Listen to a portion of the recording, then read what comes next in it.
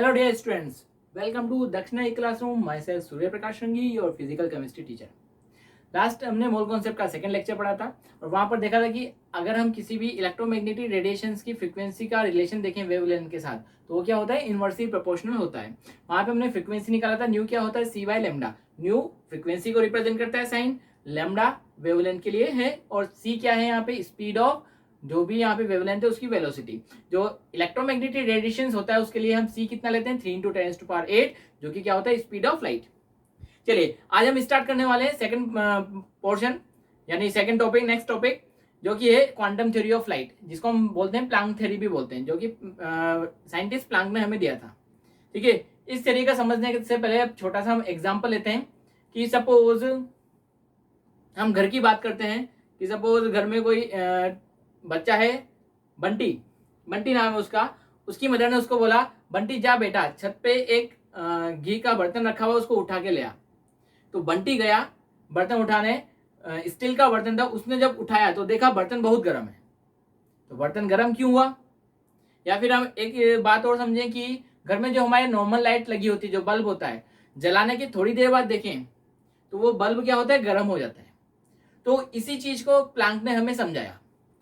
उन्होंने हमें क्या बताया कि अगर कोई भी सब्सटेंस है, कोई भी मेटल है, तो वो या तो एनर्जी को एब्जॉर्ब करता है या एमिट करता है। कोई भी सब्सटेंस, जिसे हमने बात करें, धूप में कोई मेटल रखा हुआ है तो वो क्या कर रहा है, सनलाइट से जो एनर्जी आ रही है उसको क्या कर रहा है, एब्जॉर्ब कर रहा है। क्यों मेटल क्यों गर्म हुआ?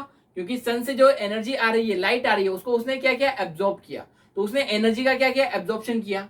राइट। अगर हम बात करें बल्ब का, बल्ब भी क्या कर रहा है, एनर्जी को एमिट कर रहा है। ठीक है, जो उससे लाइट निकल रही है वो भी क्या है, एक एनर्जी का फॉर्म है।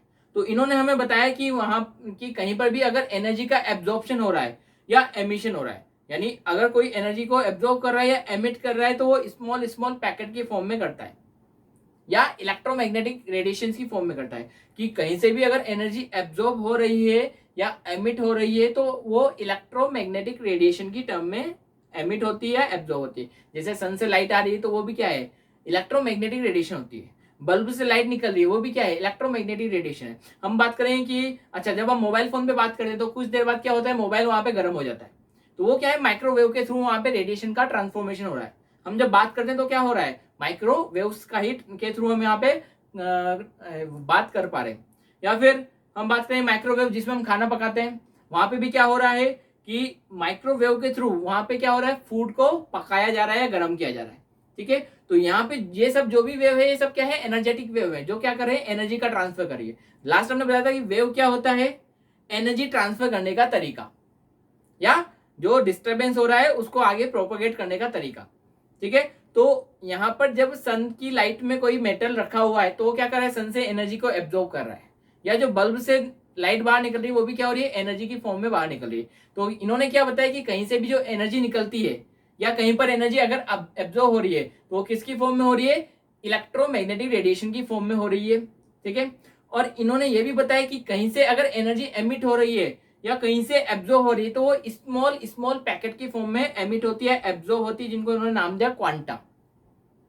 कि अब हम बल्ब की बात करें कि बल्ब से सपोज 50 वोट का बल्ब है, तो 50 वोट का बल्ब क्या हो रहा है, उससे number of energetic packet, energy के पैकेट क्या निकल रहे हैं, बाहर निकल रहे हैं। सन से जो एनर्जी आ रही है वो स्मॉल स्मॉल पैकेट की फॉर्म में आ रही है। ठीक है, अच्छा हम सन की बात करें, सन से एनर्जी बहुत आ रही है, पर वो क्या हो रही है कि अगर हम मेटल को रख रहे हैं तो वो क्या हो रहा है, 2 घंटे 4 घंटे 5 घंटे रखेंगे तो वो बहुत ज्यादा गर्म होगा। अगर आपने उसको 10 मिनट रखा तो क्या उतना गर्म होगा? नहीं, क्योंकि उसने उतनी एनर्जी एब्जॉर्ब नहीं की। तो जितने पैकेट उसके ऊपर गिरेंगे एनर्जी के, जितने बंडल एनर्जी के उसके ऊपर गिरेंगे, उतना एनर्जी का एब्जॉर्प्शन होगा। राइट। तो इन्होंने क्या बताया कि जो एनर्जी होती है वो स्मॉल स्मॉल पैकेट की फॉर्म में बाहर निकल रही है, जिनको क्या नाम दिया इन्होंने, क्वांटा। और जो स्मॉल स्मॉल पैकेट का अगर ग्रुप बना दें तो उन्होंने उसको नाम दिया क्वांटम। ठीक है, तो इन्होंने क्या बताया मेनली कि कहीं से अगर एनर्जी एमिट हो रही है या एब्जॉर्ब हो रही है तो वो इलेक्ट्रोमैग्नेटिक रेडिएशन की फॉर्म में एमिट होती है, इलेक्ट्रोमैग्नेटिक रेडिएशन की फॉर्म में एब्जॉर्ब होती है। राइट। जो एनर्जी का छोटा सा पैकेट होता है, जो सबसे छोटा यूनिट होता है एनर्जी का, उसको इन्होंने क्वांटा वर्ड दिया। और अगर उन छोटे छोटे पैकेट को मिला दें तो नंबर ऑफ पैकेट्स को इन्होंने क्वांटम नाम दिया। ठीक है, इन्होंने लाइट के रेस्पेक्ट में उस क्वांटम का फोटोन वर्ड नाम दिया, कि जो लाइट का सबसे छोटा यूनिट होता है एनर्जी का, उसको इन्होंने फोटोन वर्ड नाम दिया। क्लियर है? अब अगर हम किसी भी इलेक्ट्रोमैग्नेटिक रेडिएशन की एनर्जी की बात करें तो वो किस पर डिपेंड करेगी? अच्छा, हमने आपको बताया था कि जो वेव होती है, वेव क्या होता है? एनर्जी को ट्रांसफर करने का तरीका। तो कहीं पर अगर वेवलेंथ गिर रही है या कहीं पर वेव गिर रही है तो इसका मीन्स एनर्जी सप्लाई हो रही है। तो हम क्या बोलते हैं कि एक पर्टिकुलर पॉइंट से वेव पास हुआ, तो इसका मीन्स उस पॉइंट से एनर्जी भी पास हो रही है।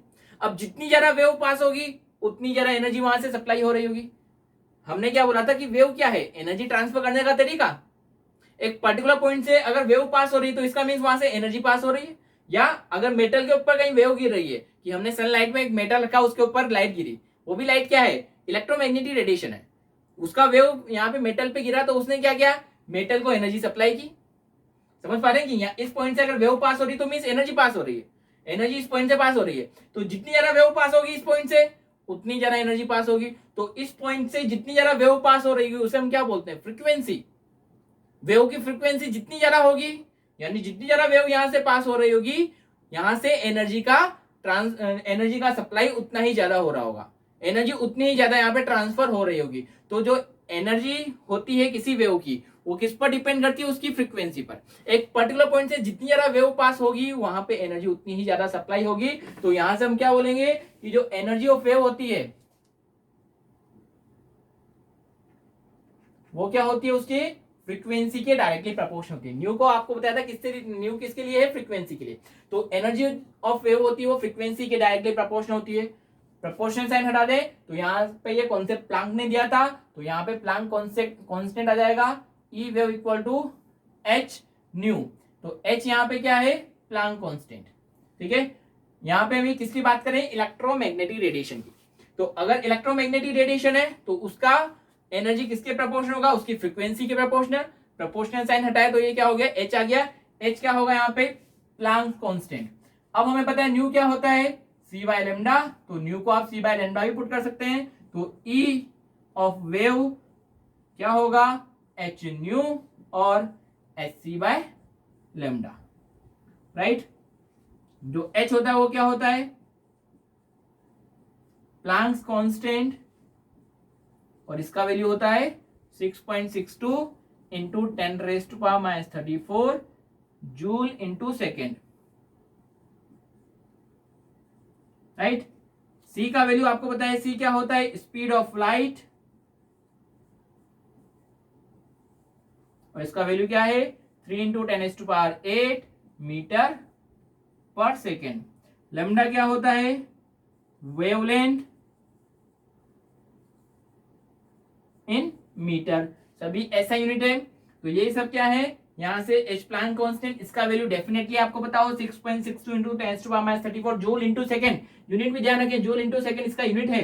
ये सी क्या है? Speed of light, 3 into 10⁸, wavelength metre में होता है। राइट, तो यहां से इन्होंने लाइट के लिए जो सबसे छोटा यूनिट होता है उसको क्या बोला? फोटोन। तो ये जो फोटोन होता है वो भी क्या होता है? इलेक्ट्रोमैग्नेटिक रेडिएशन ही होता है। उसमें इलेक्ट्रिकल और मैग्नेटिक दोनों कंपोनेंट होते हैं। तो अगर हम एनर्जी ऑफ फोटोन की बात करें तो एनर्जी ऑफ फोटोन भी क्या होता है? एच न्यू और एच सी बाय लेमडा के बराबर। तो एक फोटोन का एनर्जी क्या होगा? एच न्यू और एच सी बाय लेमडा। अच्छा, इसका यूनिट क्या होगा? अगर हम इसका यूनिट देखना चाहें, एनर्जी का यूनिट क्या होगा? एच का यूनिट क्या है? जूल इंटू सेकेंड, इंटू सी का यूनिट क्या है? मीटर पर सेकेंड, अपॉन वेवलेंथ क्या है? मीटर में, तो metre metre second second cancel out हो जाएगा, तो इसका यूनिट क्या होगा? जूल। तो यहाँ पे जो एनर्जी का यूनिट आपको गिवन है वो क्या है? जूल में गिवन है। क्लियर? तो एनर्जी ऑफ फोटोन क्या होगा? एच न्यू और एच सी बाय लेमडा के बराबर। क्लियर? तो ये तो हमने एक फोटोन की बात की। अब अगर हम किसी एनर्जी सोर्स की बात करें तो इन्होंने क्या बोला कि एनर्जी सोर्स से जो एनर्जी एमिट होती है या कहीं पर अगर एनर्जी एब्जॉर्ब हो रही होगी तो वो स्मॉल स्मॉल पैकेट के फॉर्म में होती है, जिनको क्या नाम दिया इन्होंने? क्वांटा। राइट, तो ये क्वांटा की एनर्जी या फोटोन की एनर्जी। अगर हम केवल ईएमआर की बात करें तो उसको सिंपल क्वांटा वर्ड यूज में ले सकते हैं। और अगर हम स्पेसिफिक लाइट की बात कर रहे हैं तो लाइट के लिए उस सबसे छोटे यूनिट को यानी क्वांटा को क्या नाम दिया है? फोटोन। तो एक क्वांटा या एक फोटोन की एनर्जी क्या है? एच न्यू या एच सी बाय लेमडा के बराबर है। ठीक है, अब इन्होंने क्या बताया कि अगर सपोज कोई बल्ब है तो उससे बहुत सारी वेव्स बाहर निकल रही है। राइट, यानी बहुत सारे फोटोन बाहर निकल रहे हैं। तो हम क्या बोलते हैं, एनर्जी क्या रहती है, कंजर्व रहती है। तो उस बल्ब का जो एनर्जी सप्लाई करने का जो मैक्सिमम कैपेसिटी होगा, सपोज 50 वोल्ट का बल्ब है, तो उससे जो एनर्जी निकल रही होगी वो भी हम क्या कंसीडर करेंगे कि 50 वोल्ट। हालांकि वहां पे कुछ एनर्जी हीटिंग में लॉस हो जाती है, बट हम ये कंसीडर करें कि जो एनर्जी ऑफ बल्ब है वो किसके बराबर है, जितना फोटोन एनर्जी निकल रहा है। तो हम क्या बोलेंगे कि जितना 50 वोल्ट का बल्ब है वो क्या कर रहा होगा, 50 वोल्ट के फोटोन के बराबर, 50 वोल्ट के बराबर एनर्जी के फोटोन हमें सप्लाई कर रहा होगा। कि बल्ब से जितना एनर्जी बाहर निकल रहा होगा वो उन सब फोटोन का एनर्जी का सम किसके बराबर होना चाहिए, बल्ब की जितनी एनर्जी सप्लाई करने की कैपेसिटी है उतना। तो इन्होंने बोला कि जो एनर्जी सोर्स है उससे जो एनर्जी निकल रही है उसकी एनर्जी कितना होगा, जितने फोटोन निकले इनटू एक फोटोन का एनर्जी। सपोज एक 50 वोल्ट का बल्ब है, राइट। जो वोट होता है वो क्या होता है, 50, जो वोट होता है वो जूल पर सेकेंड, ठीक है। अच्छा, किसी बल्ब पे 50 वोट लिखा होता है, 100 वोट होता है, 200 वोट होता है, 500 वोट। जो ट्यूबलाइट होता है वो आजकल काफी कम वोट की भी आ रही है। तो इसका मीन्स क्या है, 50 वोट मीन्स 50 जूल पर सेकेंड, यानी एक सेकंड में ये 50 जूल एनर्जी सप्लाई कर रहा होगा। क्लियर। तो 50 वोट का मीन्स क्या है कि एक सेकंड में 50 वोट का एनर्जी यहां पर इस जो भी बल्ब या ट्यूबलाइट है उसके थ्रू हो रहा होगा। तो अब यहां पे सपोज इस बल्ब से 0.5 जूल के यहां पे फोटोन बाहर निकल रहे हैं। 0.5 जूल एक फोटोन का एनर्जी अगर यहां पर है तो इस बल्ब से कितना फोटोन बाहर निकला होगा, टोटल जो एनर्जी है फोटोन की वो सबकी मिला के कितना होगा, 50 जूल। तो अगर एक फोटोन का एनर्जी 0.5 जूल है तो सारे फोटोन का एनर्जी मिला के कितना होगा, 50 जूल। यानी नंबर ऑफ फोटोन कितने होने चाहिए, 100। तो इन्होंने क्या बोला कि जो एनर्जी सोर्स है उससे एनर्जी छोटे छोटे पैकेट की फॉर्म में निकलती है, क्वांटा, जिसको बोला क्वांटा या फोटोन। अगर लाइट के एस्पेक्ट में बोले तो फोटोन। और यहां पर जो सोर्स से एनर्जी निकलती है, एनर्जी ऑफ सोर्स जो होती है वो क्या होती है, क्वांटाइज। क्वांटाइज का क्या मीनिंग है कि यहां पर उससे या तो एक फोटोन निकलेगा, यानी यहां पर जैसे हम बात करें सपोज कि सपोज आपको आपके फर्स्ट फ्लोर पे जाना है, तो आपने सीढ़ियां चढ़ी, राइट।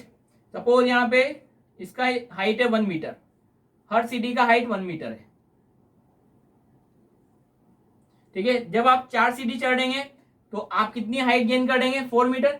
यानी आप क्या आधा सीढ़ी चढ़ सकते हैं, क्या आप 1.5 की हाइट पर जा सकते हैं क्या इन सीढ़ियों के थ्रू, नहीं ना। आप यहाँ पे या तो एक सीढ़ी चढ़ेंगे या नहीं चढ़ेंगे, या तो एक सीढ़ी चढ़ेंगे या 2 सीढ़ी चढ़ेंगे या 3 सीढ़ी चढ़ेंगे या 4 सीढ़ी चढ़ेंगे। तो यहाँ पे एक इंटीग्रल मल्टीपल में आप हाइट गेन करते जा रहे हैं, 1 मीटर, 2 मीटर, 3 मीटर, 4 मीटर। तो इसे हम क्या बोले, क्वांटाइज्ड, एक पर्टिकुलर वैल्यू का इंटीग्रल मल्टीपल। तो इन्होंने क्या बोला कि जो एनर्जी ऑफ सोर्स होता है वो क्या होती है, क्वांटाइज, उसका जो एनर्जी होता है वो फोटोन की एनर्जी का इंटीग्रल मल्टीपल होता है। यानी जो एनर्जी ऑफ सोर्स है वो किसके बराबर होगा, number of photon into energy of a photon. तो इस सोर्स से जितना एनर्जी निकल रहा होगा किसके बराबर होगा, एक फोटोन का energy into number of photon. तो नंबर ऑफ फोटोन या तो 1 होगा, 2 होगा, 3 होगा, इंटीग्रल मल्टीपल में होगा, इंटीग्रल फॉर्म में होगा, यहाँ पे फ्रैक्शन में नहीं होगा। 1.5 फोटोन नहीं निकलेगा या 2.5 नहीं निकलेगा, या आप बोलो कि 0.025 फोटोन निकाल दो, नहीं। यहाँ पे जो नंबर ऑफ फोटोन होंगे वो इंटीग्रल मल्टीपल में होंगे। तो हमें क्या बोला इन्होंने कि अगर किसी सोर्स की एनर्जी की बात करें तो एनर्जी ऑफ सोर्स किसके बराबर होगा, n into energy of photon. तो n क्या होगा यहां पे, नंबर ऑफ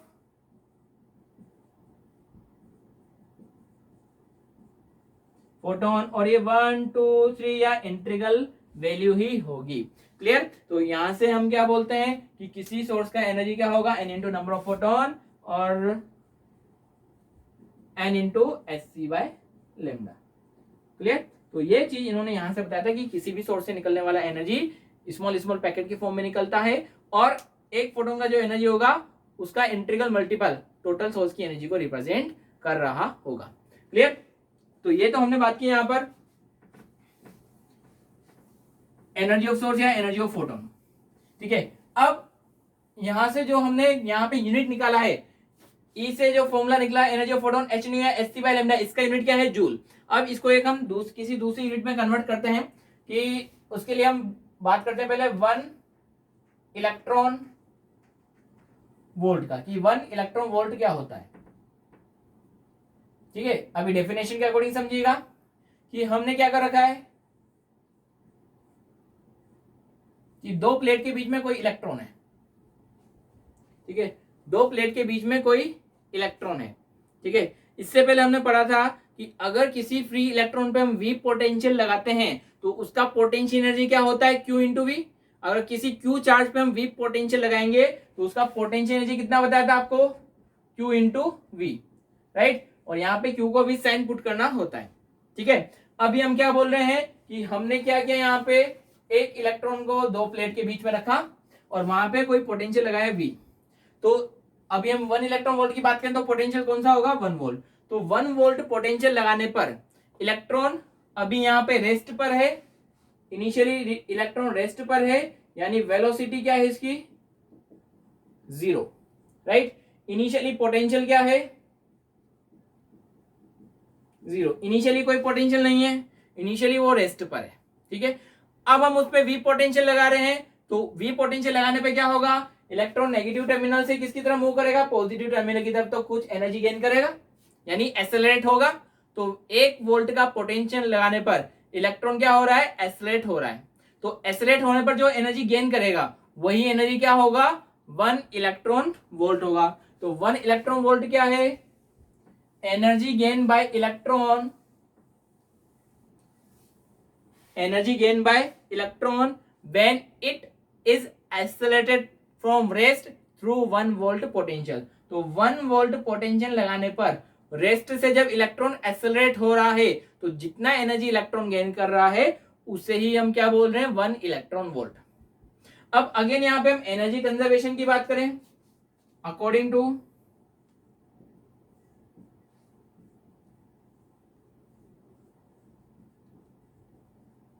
एनर्जी कंजर्वेशन, तो इनिशियली इलेक्ट्रॉन रेस्ट पे था तो इनिशियली उसका काइनेटिक एनर्जी क्या होगा 0।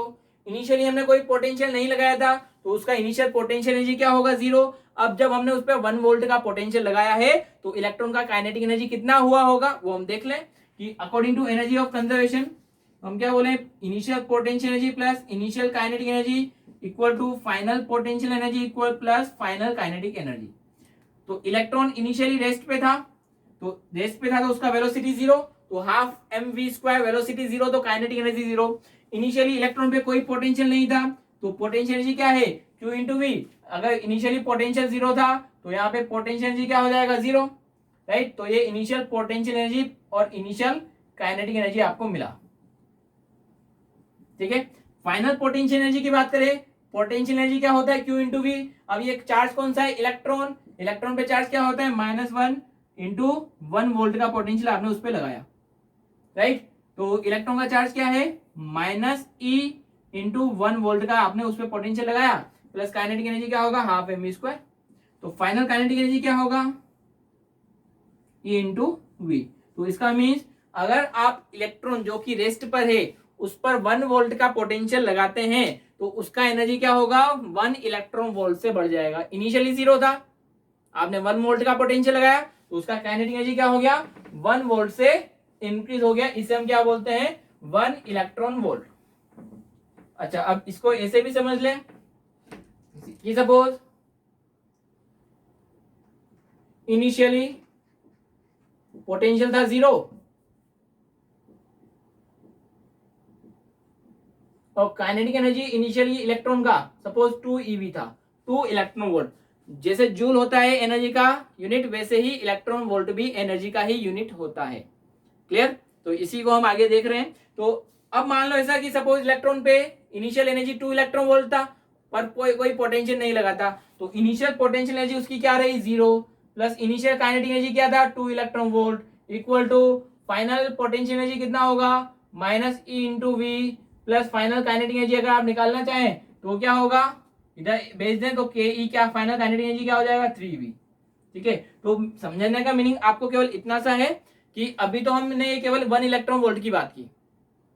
अगर आपको बोल देते कि इलेक्ट्रॉन पे 2 वोल्ट का पोटेंशियल लगाया तो उसका काइनेटिक एनर्जी कितने से बढ़ जाता, 2 eV से। सपोज इनिशियली उसका काइनेटिक एनर्जी 2 eV था, हमने 1 वोल्ट का पोटेंशियल लगाया तो काइनेटिक एनर्जी कितना हो जाएगा, इधर आएगा तो 3 eV। सपोज इलेक्ट्रॉन का इनिशियल काइनेटिक एनर्जी 2 eV था, आपने उस पे इलेक्ट्रॉन पे 2 वोल्ट का पोटेंशियल लगा दिया तो फाइनल काइनेटिक एनर्जी कितना हो जाएगा उसका, 4 eV। ये आप आगे पढ़ने वाले हैं, राइट। अगर इनिशियली इलेक्ट्रॉन का एनर्जी 5 इलेक्ट्रॉन वोल्ट था और आपने उस पर 3 वोल्ट का पोटेंशियल और लगा दिया तो अब उसका काइनेटिक एनर्जी कितना हो जाएगा, 5 + 3 eV यानी 8 eV। अगर इनिशियली इलेक्ट्रॉन का काइनेटिक एनर्जी 10 इलेक्ट्रॉन वोल्ट था, आपने उस पर 20 वोल्ट का पोटेंशियल और लगा दिया तो उसका एनर्जी क्या कितना हो जाएगा, जितने वोल्ट का पोटेंशियल आप लगा रहे हो उतने से इंक्रीज हो जाएगा। तो 10 इलेक्ट्रॉन वोल्ट इनिशियली था, आपने 20 का और पोटेंशियल लगाया तो उसका अब टोटल काइनेटिक एनर्जी कितना हो जाएगा, 30 eV। तो इनिशियली वो रेस्ट पे था, इनिशियली काइनेटिक एनर्जी 0 थी, आपने 1 वोल्ट का पोटेंशियल लगाया तो उसका काइनेटिक एनर्जी कितने से इंक्रीज हो जाएगा, 1 eV। जितने वोल्ट का पोटेंशियल लगाएंगे उतने से काइनेटिक एनर्जी इंक्रीज हो जाएगा। क्लियर। तो यहां पर हम बात करें कि अगर आपने इसको नोट कीजिएगा, यहां पर जो लिखा था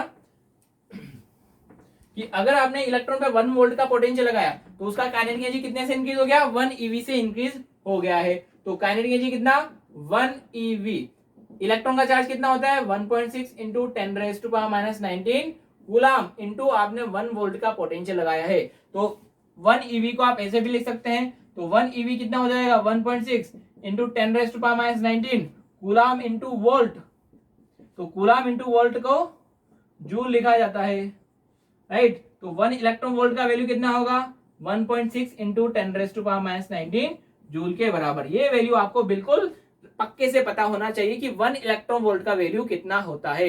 1 electron volt means 1.6 into 10⁻⁻19 coulomb. अगर 2 इलेक्ट्रॉन वोल्ट, 2 इंटू 1.6 इंटू 10⁻⁻19। अगर 5 इलेक्ट्रॉन वोल्ट का बात की जाए तो 5 इंटू 1.6 इंटू 10⁻⁻19 कूलम। क्लियर। तो ये 1 इलेक्ट्रॉन वोल्ट। अब आपको ये बताया क्यों है, अच्छा अभी आपको जस्ट पहले बोला है कि एनर्जी जूल में भी, एनर्जी का यूनिट जूल भी होता है और एनर्जी का यूनिट इलेक्ट्रॉन वोल्ट में भी होता है। अगर आपको एग्जाम में बोल दिया कि बताओ इस वेव का एनर्जी इलेक्ट्रॉन वोल्ट में क्या होगा, तो आपको इलेक्ट्रॉन वोल्ट में भी कैलकुलेट करना आना चाहिए। Hc/λ जो हमने फॉर्मूला निकाला है उससे आपको एनर्जी किस में मिल रही है, जूल में। इलेक्ट्रॉन वोल्ट में निकालना है तो क्या करना होगा, जूल को इलेक्ट्रॉन वोल्ट में कन्वर्ट करना होगा। तो आपको मिला यहाँ पे 1 इलेक्ट्रॉन वोल्ट कितना है, 1.6 इंटू 10⁻⁻19 जूल। तो 1 जूल कितना होगा, 1 इलेक्ट्रॉन वोल्ट अपॉन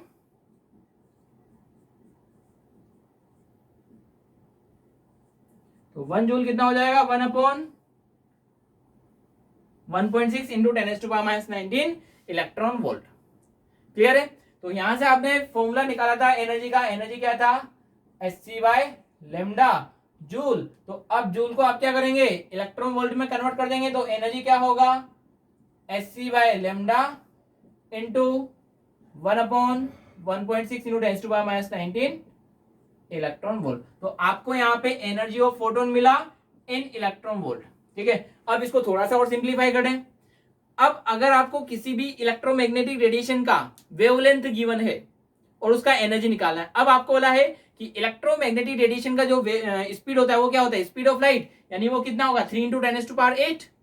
तो किसी भी EMR के लिए वेलोसिटी तो सिमिलर है, किसी भी EMR के लिए h का वैल्यू भी सेम है। ठीक है। तो हम क्या करते हैं, h और c का वैल्यू पुट करके आंसर निकाल लेते हैं। इफ वेवलेंथ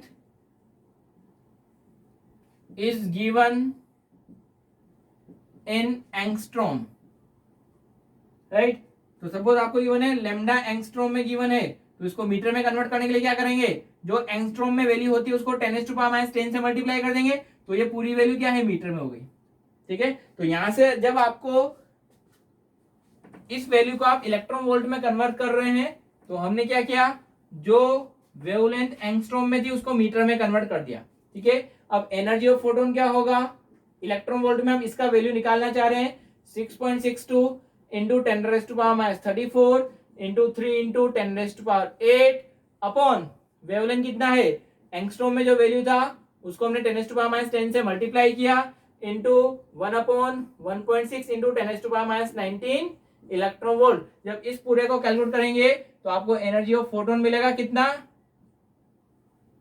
12400 अपॉन वेवलेंथ, जो भी होगा एंगस्ट्रॉम में वो पुट करना है, तो यहां से आपको एनर्जी मिल जाएगा इलेक्ट्रॉन वोल्ट में।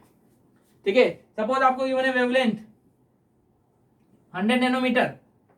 ठीक है, तो आपको ये एंगस्ट्रॉम वाली फॉर्म में पहले इसको लाना पड़ेगा। ठीक है, चलिए पहले ऐसे करते हैं। सपोज आपको गिवन है 1000 एंगस्ट्रॉम वेवलेंथ, राइट। तो अब आपको ये एंगस्ट्रॉम वाली वैल्यू को इधर प्लेस करना है। तो यहाँ पे एनर्जी ऑफ फोटोन क्या होगा, 12400 अपॉन 1000। ठीक है, सपोज आपको गिवन है वेवलेंथ 2000 एंगस्ट्रॉम, तो ये एंगस्ट्रॉम में जो वैल्यू है वही आपको प्लेस करना है। तो एनर्जी क्या होगा, 12400 अपॉन 2000 इलेक्ट्रॉन वोल्ट। सपोज आपको गिवन है वेवलेंथ 100 या फिर 500 नैनोमीटर। अब ये नैनोमीटर में आ गया। आपने जो फॉर्मूला डेराइव किया वो कैसे किया है कि ये वेवलेंथ था एंगस्ट्रॉम में, उसको 10⁻⁻10 से मल्टीप्लाई करके किया। तो पहले यहाँ पे आपको इसको एंगस्ट्रॉम वाली यूनिट में लेके आना पड़ेगा। तो ये क्या होगा, 500 इंटू 10⁻⁹ मीटर, 10 से मल्टीप्लाई कीजिए, 10 से डिवाइड कीजिए, तो ये क्या होगा इंटू 10 अपॉन 10। इस 10 को इधर भेज दीजिए, -9 से अगर -10 कर देंगे तो 10⁻⁻10 क्या होता है, एंगस्ट्रॉम ही होता है। तो आप इसको कैसे लिख सकते हैं, 5000 इंटू 10⁻10 या 5000 एंगस्ट्रॉम। क्लियर। मेनली आपको यहाँ पे अगर इलेक्ट्रॉन वोल्ट में एनर्जी निकालनी और ये फॉर्मूला यूज में लेना है तो यहाँ पे जो वेवलेंथ होगी वो एंगस्ट्रॉम की फॉर्म में ही पुट करना है। तो एनर्जी क्या होगा अब यहाँ पर इसका, 12400 अपॉन 5000 इलेक्ट्रॉन वोल्ट। क्लियर। तो ये यहां से हमने निकाला ये कि एनर्जी को आप कैसे निकालना है, एंगस्ट्रॉम में कैसे निकालना है, और इलेक्ट्रॉन वोल्ट एनर्जी को जूल में कैसे निकालना है और इलेक्ट्रॉन वोल्ट में कैसे निकालना है। क्लियर। तो अगर आपको एक फोटोन का एनर्जी जूल में निकालना है तो क्या होगा, Hc/λ, और अगर इलेक्ट्रॉन वोल्ट में निकालना है तो क्या होगा, 12400 अपॉन वेवलेंथ इन एंगस्ट्रॉम। क्लियर। चलिए नेक्स्ट बात करते हैं, order of wavelength and energy of in EMR spectrum. Electromagnetic spectrum, different जो इलेक्ट्रोमैग्नेटिक के अंदर वेव्स होती है उनकी एनर्जी का एक पर्टिकुलर ऑर्डर की फॉर्म में अरेंज करते हैं। अच्छा, तो पहले आपको ये पता होनी चाहिए कौन कौन सी वेव इलेक्ट्रोमैग्नेटिक रेडिएशन के अंदर कंसीडर की जाती है। Cosmic rays, gamma, x, UV जो विजिबल लाइट होती है, उसके अलावा इंफ्रारेड, माइक्रोरेज एंड रेडियो वेव्स, ये सब किसमें कंसीडर की जाती है, इलेक्ट्रोमैग्नेटिक रेडिएशन में। तो यहां पर जो भी डिफरेंट वेव्स हैं उनको एक पर्टिकुलर ऑर्डर में वेवलेंथ या एनर्जी के पर्टिकुलर ऑर्डर में अरेंज करना है, क्या कहलाता है, स्पेक्ट्रम। स्पेक्ट्रम का मींस क्या है, इंक्रीजिंग या डिक्रीजिंग ऑर्डर में आप क्या कर रहे हैं, वेव को अरेंज करें, या तो फ्रीक्वेंसी का इंक्रीजिंग ऑर्डर या डिक्रीजिंग ऑर्डर, किसी एक पर्टिकुलर ऑर्डर में। ठीक है, तो यहां पर हम क्या करते हैं, वेव्स को increasing order of wavelength arrange कर देते हैं। So cosmic, gamma, x-rays, UV, visible, micro, radio,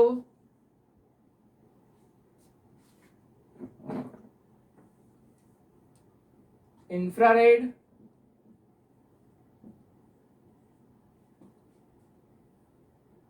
micro and radio. तो यहां पे हमने डिफरेंट EMR को इंक्रीजिंग ऑर्डर ऑफ वेवलेंथ में अरेंज करके रखा हुआ है। तो जब हम यहाँ लेफ्ट टू राइट मूव कर रहे हैं तो वेवलेंथ क्या हो रही है, यहाँ पे इंक्रीज हो रही है। अच्छा, एनर्जी हमें पता है, एनर्जी क्या होती है इलेक्ट्रोमैग्नेटिक रेडिएशन का, Hc/λ। अगर लेमडा बढ़ेगा तो एनर्जी क्या होगा, डिक्रीज होगा। तो इधर से इधर हम क्या बोल देंगे, एनर्जी क्या होगी, डिक्रीज होगी। वेवलेंथ इंक्रीज हो रहा है तो एनर्जी क्या हो जाएगा, डिक्रीज हो जाएगा। तो इस हिसाब से इन इलेक्ट्रोमैग्नेटिक रेडिएशन में इसका वेवलेंथ क्या होगा, कॉस्मिक का मिनिमम होगा, राइट, और रेडियो वेव्स का वेवलेंथ क्या होगा, मैक्सिमम होगा। यहाँ पे कॉस्मिक रेस का एनर्जी जो होगा वो क्या होगा, मैक्सिमम। जिसका वेवलेंथ मिनिमम होगा उसका एनर्जी क्या होगा, मैक्सिमम। और यहाँ पे इनका वेवलेंथ मिनिमम है तो इनका एनर्जी कैसा हो जाएगा, मिनिमम, सॉरी इनका वेवलेंथ मैक्सिमम है तो इनका एनर्जी क्या हो जाएगा, मिनिमम हो जाएगा। क्लियर है। अब यहाँ पे जो कॉस्मिक रेस से हम रेडियो वेव्स की तरफ बात करते हैं, तो जो इनका वेवलेंथ है 10⁻⁻16 मीटर से 10⁻8 मीटर तक रहता है। यहाँ पे 10⁻16 मीटर मीन्स इतनी डिस्टेंस में एक वेव होगा, और 10⁻8 मीटर मीन्स इतनी डिस्टेंस में एक वेव होगा। तो देखिए इसका वेवलेंथ बहुत ही ज्यादा है। वेवलेंथ जितना ज्यादा होगा एक पर्टिकुलर पॉइंट से उतना ही कम वेव पास हो रही होगी, यानी एनर्जी भी कम सप्लाई हो रही होगी। जितना छोटा वेव होगा एनर्जी भी उतनी ज्यादा सप्लाई हो रही होगी। तो जो एनर्जी होता है वो वेवलेंथ का क्या होता है, इनवर्सली प्रोपोर्शनल। क्लियर है। बात करें यहां पर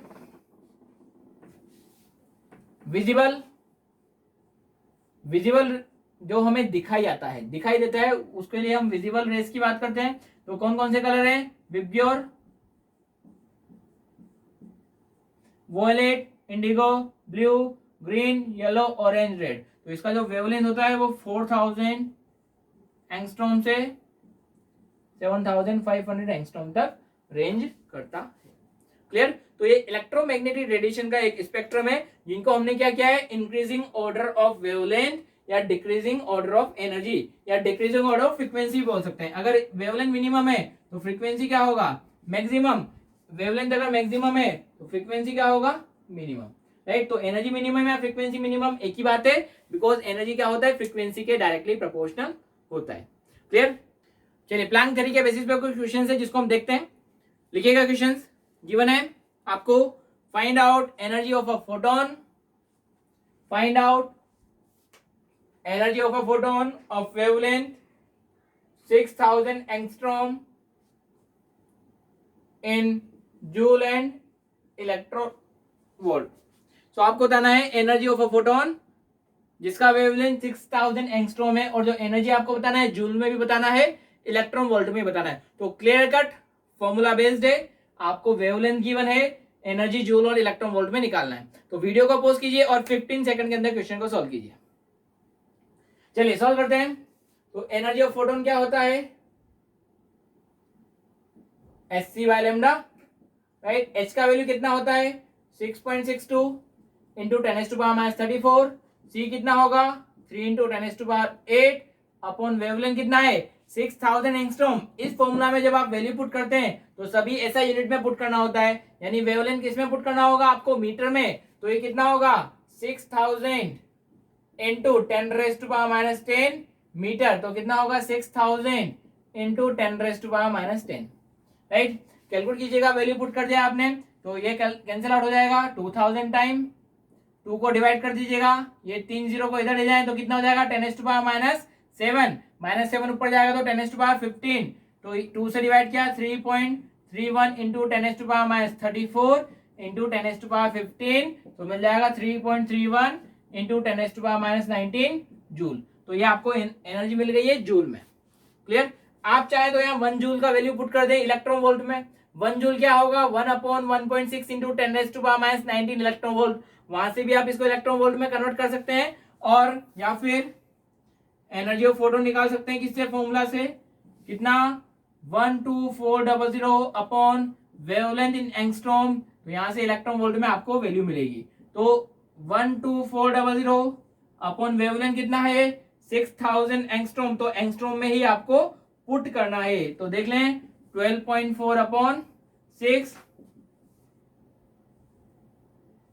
2.06 इलेक्ट्रॉन वोल्ट के बराबर आपको वैल्यू मिलेगी। जब आप यहां से कैलकुलेट करेंगे तो आंसर में थोड़ा सा वेरिएशन आ सकता है, बिकॉज हमने वहां पे थोड़ा सा राउंड ऑफ करके कैलकुलेशन किया हुआ है। ठीक है। बाकी आप यहां से आंसर निकालेंगे तो कितना आ जाएगा, 2.06 इलेक्ट्रॉन वोल्ट। समझ में आया। चलिए नेक्स्ट सॉल्व करते हैं।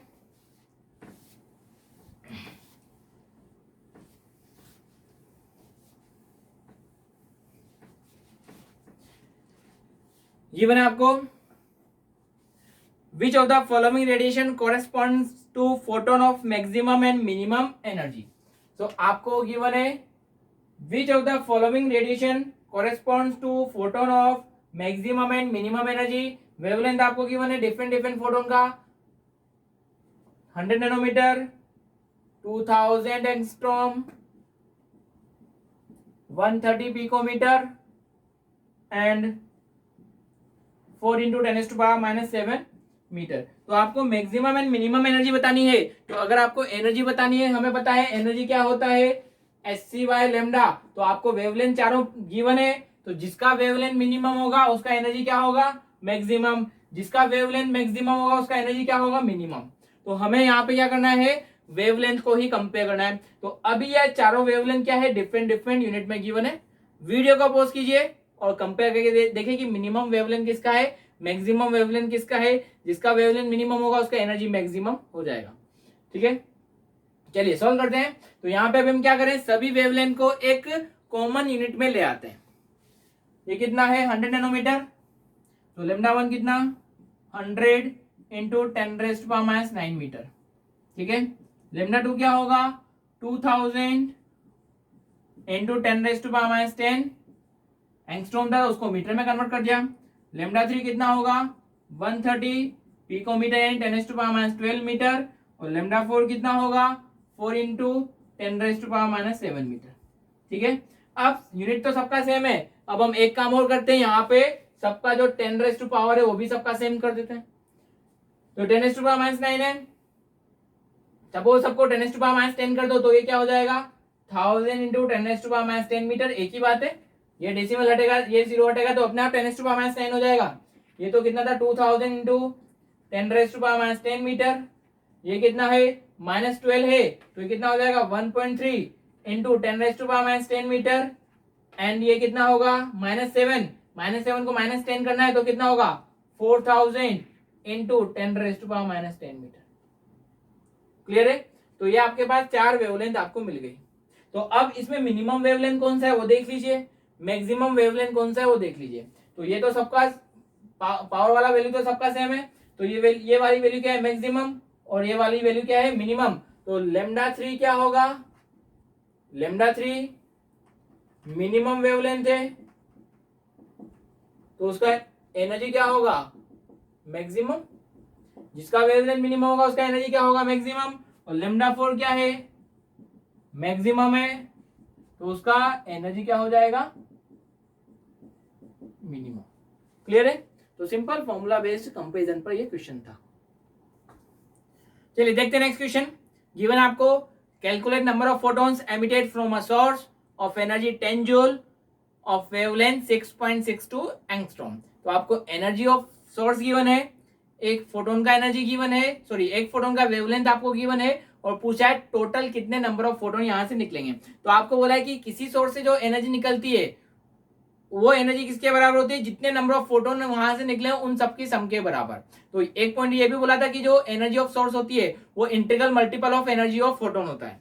ठीक है, तो आपको वेवलेंथ गिवन है 6.62 एंगस्ट्रॉम, और एनर्जी ऑफ सोर्स आपको गिवन है कितना है, 10 जूल। तो एनर्जी ऑफ सोर्स किसके बराबर होगा, n into energy of photon. एक फोटोन का एनर्जी इंटू जितने नंबर ऑफ फोटोन है उसका मल्टीप्लीकेशन किसके बराबर होना चाहिए, एनर्जी ऑफ सोर्स। तो एनर्जी ऑफ सोर्स कितना, n into energy of photon क्या होता है, S c by lambda. H का वैल्यू आपको पता है, सी का वैल्यू आपको पता है, लेमडा आपको गिवन है। लेमडा कितना है, 6.62 एंगस्ट्रॉम, यानी 6.62 into 10⁻10 metre, right. Energy of source आपको गिवन है 10 जूल, तो वैल्यू पुट कर दीजिए 10 जूल इक्वल टू एन कितना है वो आपको पता करना है, एन क्या होगा, नंबर ऑफ फोटोन। एच का वैल्यू कितना है, 6.62 इंटू 10⁻34। सी का वैल्यू कितना है, 3 इंटू 10⁸ अपॉन वेवलेंथ कितना है, 6.62 इंटू 10⁻10। कैंसिल आउट कीजिएगा तो यहां से आपको मिल जाएगा, इस 3 को अपॉन में लाइएगा, कितना हो जाएगा, 10 equal to n into 3 into 10⁻10 ऊपर आएगा तो +10 +18 माइनस 34, 3 इंटू 10⁻16, इतना ही आ रहा है अप्रोक्सीमेट, एग्जैक्ट, राइट। तो n कितना हो जाएगा यहाँ पे, 10/3 इंटू 10⁻16 फोटोन। तो इतने फोटोन्स यहाँ पर निकल रहे होंगे। क्लियर है। तो सिंपल बिल्कुल फॉर्मूला बेस्ड क्वेश्चन देते हैं यहाँ पर प्लैंक थ्योरी से।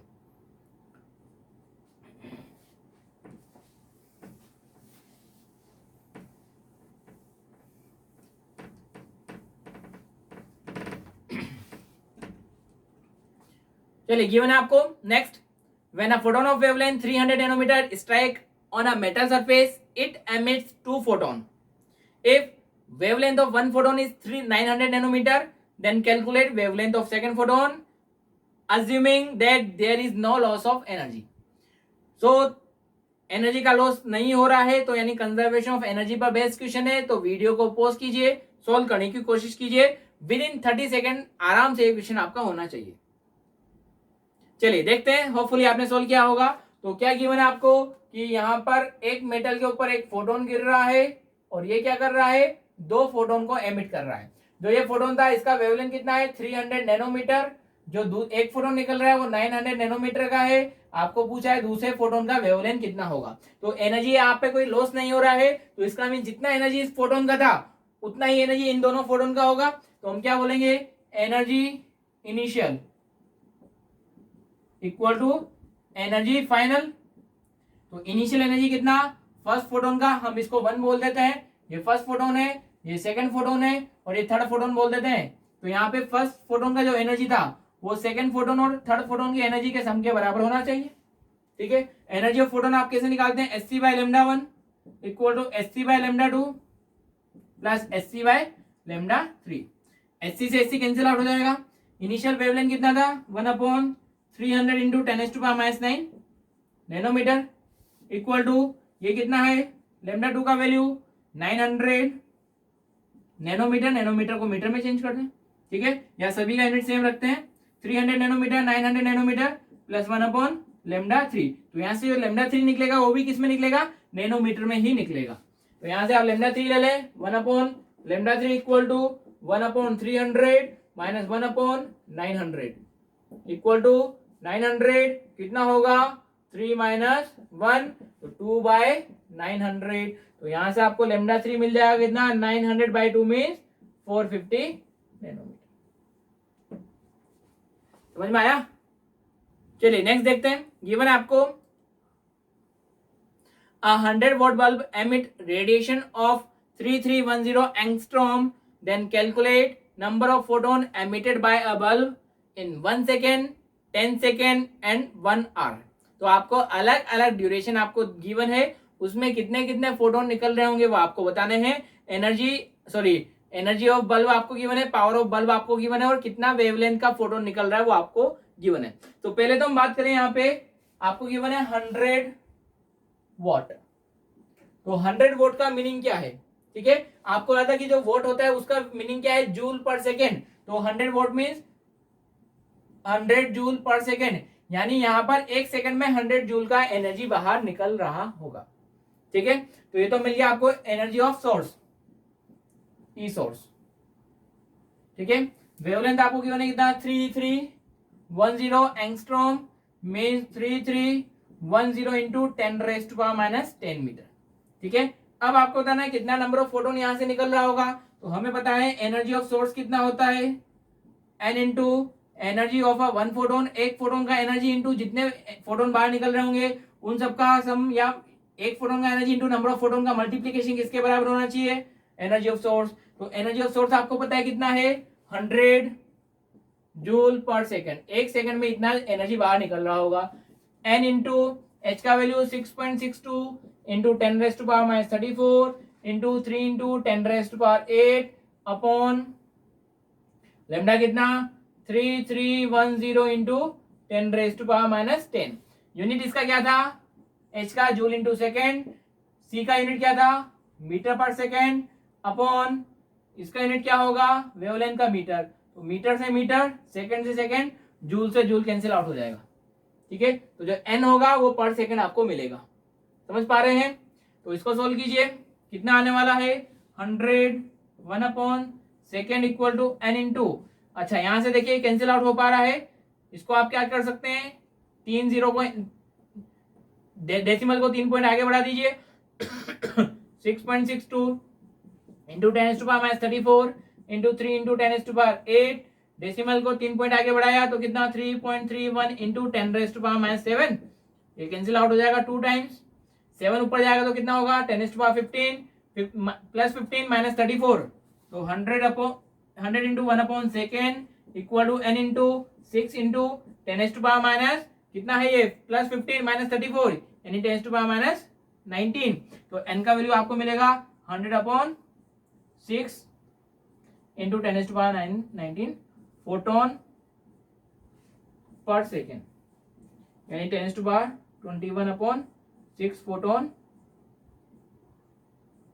पर सेकेंड। तो एक सेकंड में इतने फोटोन यहां पर निकल रहे होंगे। एक सेकंड के फोटोन मिल गए, आपको 10 सेकंड के निकालने हैं। एक सेकंड में इतना फोटोन है तो 10 सेकंड में कितने फोटोन निकल रहे होंगे, 10 से मल्टीप्लाई कर दीजिए। तो फर्स्ट आंसर आपको मिला सेकंड इन 10 सेकंड कितने निकलेंगे, 10⁻21/6 into 10 means 10⁻22/6 photon in 10 second. Yes, third देखते हैं।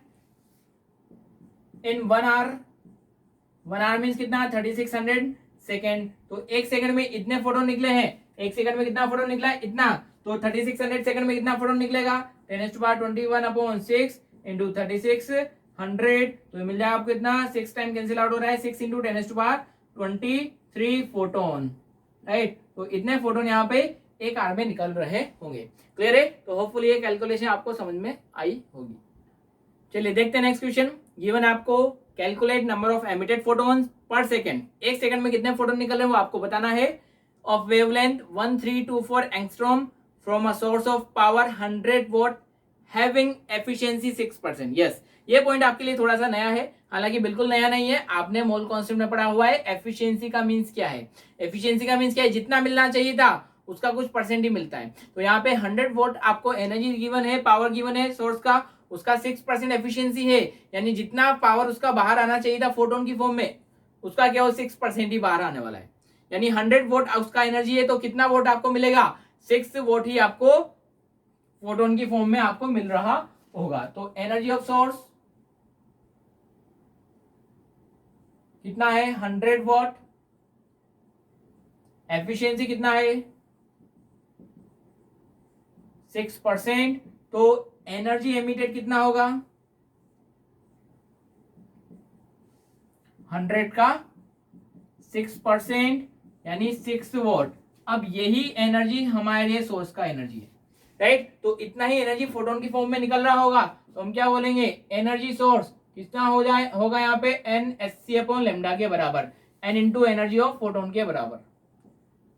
और एक फोटोन का एनर्जी कितना है, SC/λ, राइट। तो 6 वोट मीन्स 6 जूल पर सेकेंड, यानी एक सेकंड में 6 जूल एनर्जी का एमिशन हो रहा है। तो एनर्जी ऑफ सोर्स कितना, 6 जूल पर सेकेंड इक्वल टू एन आपको पता करना है। एच का वैल्यू कितना 6.62 इंटू 10⁻34, सी का वैल्यू कितना 3 इंटू 10⁸ अपॉन वेवलेंथ कितना गिवन है आपको 1324 इंटू 10⁻10 मीटर। एंगस्ट्रॉम में गिवन था, उसको हमने किस में चेंज कर दिया है, मीटर में चेंज कर दिया है, ठीक है। अच्छा, तो यहां से कैलकुलेट कीजिए, थोड़ा सा आइडिया हम देखें यहाँ पर।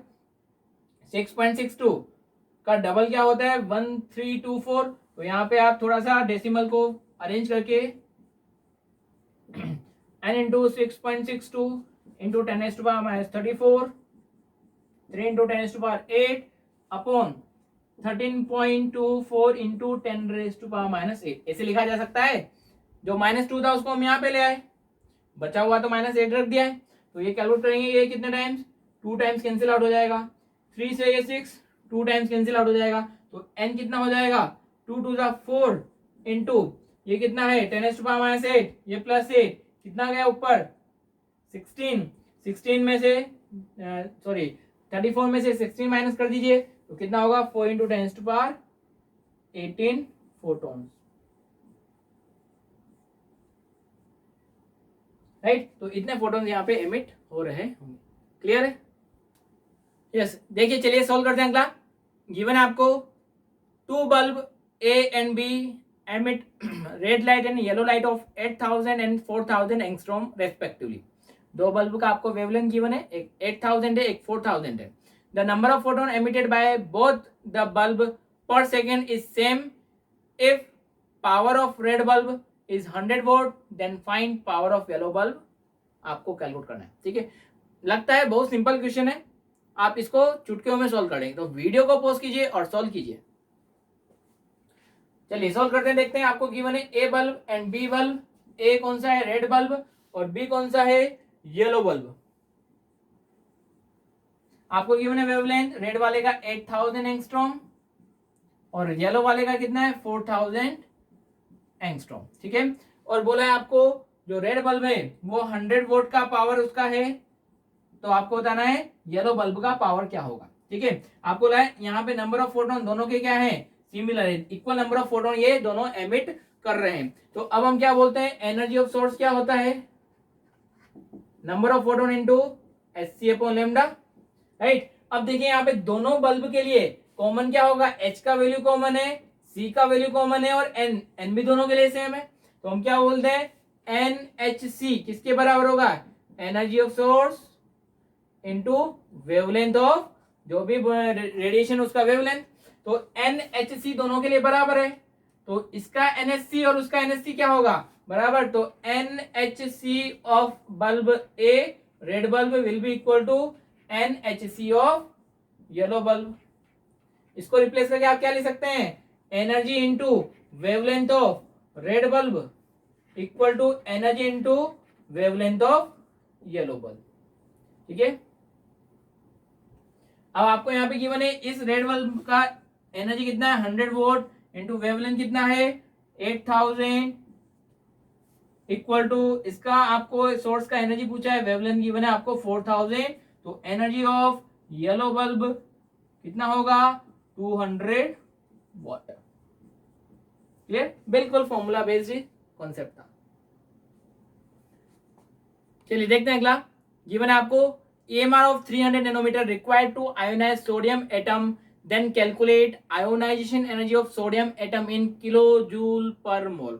Na का वैल्यू आपको गिवन है 3 into 10 6 into 10 to power 23, ठीक है। बिल्कुल इजी है, वीडियो को पॉज कीजिए और कोशिश कीजिए सॉल्व करने की। यस आपको गिवन है वेवलेंथ 300 नैनोमीटर, तो बोला है कि 300 नैनोमीटर सोडियम एटम को आयोनाइज करिए, तो एक एटम को आयोनाइज करने के लिए इतना वेवलेंथ रिक्वायर्ड है।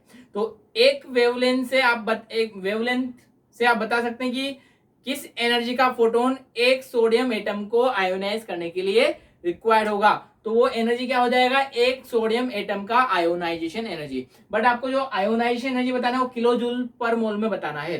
तो अभी हम एनर्जी बात करें कि एनर्जी ऑफ फोटोन कितना होगा Hc बाय लेमडा, H कितना 6.62 into 10⁻⁻34 into 3 into 10⁸ upon wavelength कितना है यहाँ पर 300, नैनोमीटर को मीटर में चेंज करेंगे तो कितना होगा 300 इंटू 10⁻⁹, तो 300 इंटू 10⁻⁹ जूल। तो इतना एनर्जी एक फोटोन के थ्रू एक सोडियम एटम के लिए रिक्वायर्ड होगा। अब आपको 1 मोल के लिए निकालना है, तो एक एटम का इतना है तो 1 मोल का कितना होगा, तो वो कितने में मिलेगा आपको जूल में, तो 4 सोडियम एटम कितना एनर्जी है यहाँ पे जूल को किलो जूल में कन्वर्ट करने के लिए क्या करेंगे डिवाइडेड बाय 1000, तो 6.62 ये कितना हो जाएगा 100 10⁻⁹ 10⁻⁷ बचेगा, -7 ऊपर जाएगा तो +7 यानी 10⁻15, ये कैंसिल आउट हो जाएगा कितना 6.62 into 10⁻19 upon 1000 kilo joule per atom. तो ये एक एटम के लिए इतना एनर्जी रिक्वायर्ड है किलो जूल में, ठीक है। अब आपको 1 मोल एटम की रिक्वायरमेंट है, तो 1 सोडियम एटम आयोनाइजेशन एनर्जी कितना है 6.62 इंटू 10⁻⁻19 ऊपर जाएगा तो कितना हो जाएगा -22 kilo joule per atom for 1 mole means 6 into 10⁻23 sodium atom, इतने के लिए कितना आयोनाइजेशन एनर्जी होगा 6.62 into 10⁻⁻22 into 6 into 10⁻23 kilo joule per mole. अब आपने 1 मोल के लिए कैलकुलेशन किया है तो यूनिट क्या हो जाएगा किलो जूल पर मोल, मल्टीप्लाई कीजिए 6 2 12 36 7 3 36 और 3 39, तो ये कितना होगा यहाँ पे 397 किलो जूल पर मोल। तो इतना energy 1 mole of sodium atom को आयोनाइज करने के लिए रिक्वायर्ड रहेगा। क्लियर है। चलिए देखते हैं नेक्स्ट क्वेश्चन। गिवन आपको कैलकुलेट वेवलेंथ ऑफ रेडिएशन, यानी वेव का रेडिएशन आपको वेवलेंथ बताना है, which would causes photo dissociation of a chlorine molecule if bond dissociation energy of chlorine molecule is 240 kilojoule पर मोल। Na का वैल्यू आपको गिवन है। देखिएगा अभी जो हमने पहले वाला क्वेश्चन किया है उसमें आपको वेवलेंथ से एनर्जी पूछा था किलो जूल पर मोल में, यहाँ पर किलो जूल पर मोल का एनर्जी गिवन है, उससे आपको एक वेव का वेवलेंथ पूछा है। ठीक है, तो पहले से ये क्वेश्चन थोड़ा सा उल्टा कर दिया, इन्वर्स हो गया उसका। ठीक है, तो अभी आपको क्या दे रखा है, bond dissociation energy of chlorine.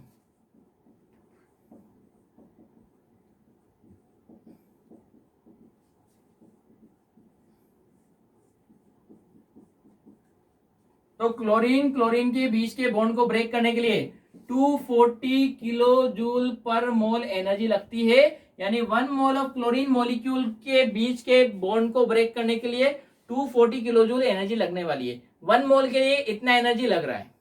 ठीक है, तो आपको पूछा है कि यहाँ पे क्लोरीन मॉलिक्यूल का बॉन्ड को ब्रेक करने के लिए एक फोटोन का कितना वेवलेंथ होना चाहिए। तो अगर आपको फोटोन का वेवलेंथ बताना है तो पहले उस फोटोन का एनर्जी निकालना पड़ेगा। ठीक है, तो यहाँ पे 1 मोल ऑफ क्लोरीन को बॉन्ड को ब्रेक करने के लिए 1 मोल फोटोन की रिक्वायरमेंट होगी। तो 1 मोल फोटोन का एनर्जी इतना है, तो एक फोटोन का एनर्जी कितना होगा, राइट। तो यूनिटी मेथड लगाई, सिंस एनर्जी ऑफ,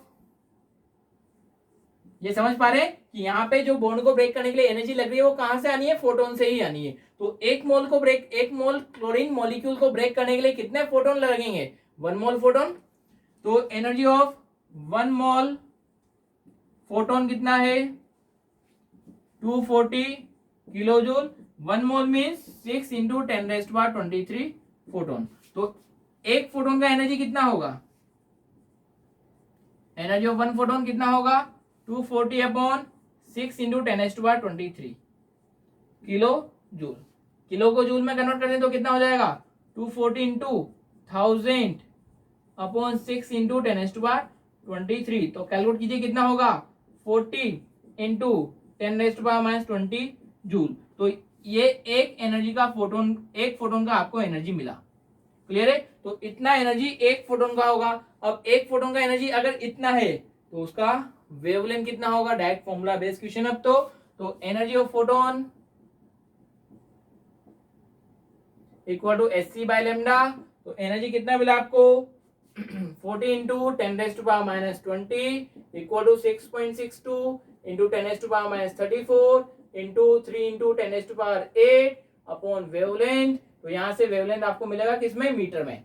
तो lambda will be equal to 6.62 into 3 into 10⁻34 plus 8 कितना हो जाएगा, -26 अपॉन 4 इंटू -19। तो ये ऊपर चला जाएगा तो कितना होगा, मल्टीप्लाई कीजिए, 3 2 जा 6, 6 3 जा 18, 19.86 इंटू 10⁻⁻7 अपॉन 4। तो कितना होगा, 4 4 जा 16, 9 36, 6 इंटू 10⁻⁻7। तो इतना 4.96 मीटर यहाँ पर इसका वेवलेंथ होगा, या फिर 496 इंटू 10⁻⁻9, या फिर आप बोल दें 496 नैनोमीटर इसका वेवलेंथ होगा, जो एक क्लोरीन मॉलिक्यूल के बॉन्ड को ब्रेक कर सकता है। क्लियर है, समझ में आया। चलिए आज का अंतिम सवाल देखते हैं। गिवन है आपको, find the number of photon of frequency 5 into 10⁻13 second inverse that must be absorbed in order to melt 5 gram of ice if energy required to melt 1 gram of ice is 331 joule। ठीक है, बिल्कुल formula based है, बिल्कुल आपको देखते ही समझ में आ गया होगा कि क्या करना है। तो फटाफट वीडियो को पॉज कीजिए और सॉल्व कीजिए।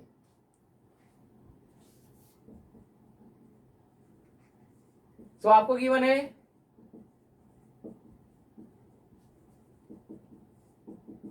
1 ग्राम आइस को मेल्ट करने के लिए कितना एनर्जी रिक्वायर्ड है, 331 जूल। ठीक है, तो 5 ग्राम को मेल्ट करने के लिए कितना रिक्वायर्ड होगा, 331 इंटू 5 जूल। तो इतना एनर्जी आपको रिक्वायर्ड है। तो इतना एनर्जी कहां से मिलने वाला है, फोटोन से। तो यहां पर E total equal to n into energy of a photon. तो एक फोटोन का जितना एनर्जी होगा उतनी एनर्जी के कितने फोटोन लें कि आपको एनर्जी कितना मिल जाए, जितना मेल्ट करने के लिए रिक्वायर्ड है। तो टोटल मेल्ट करने के लिए इतना एनर्जी रिक्वायर्ड है, तो इतना एनर्जी कहां से लेंगे, n नंबर ऑफ फोटॉन्स है, तो n क्या होगा, n equal to E total या फिर ई रिक्वायर्ड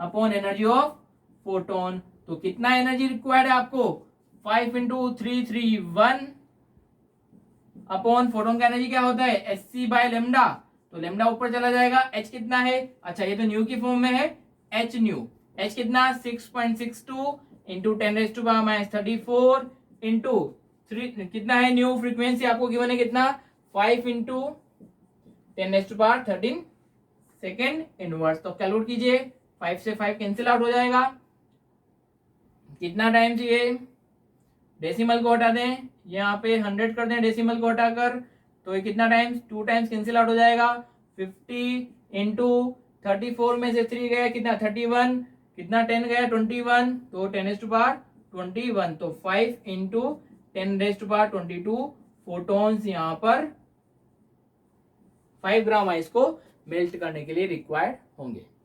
क्लियर है, समझ में आया?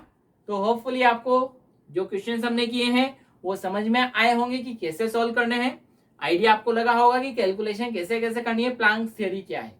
क्लियर, तो आज तक के लिए इतना ही काफी है, इसको अच्छे से रिवाइज कीजिएगा, अच्छे से प्रैक्टिस कीजिएगा और जो होमवर्क गिवन है उसको टाइम टू टाइम सॉल्व कीजिएगा। राइट, आज के लिए इतना ही काफी है, नमस्कार।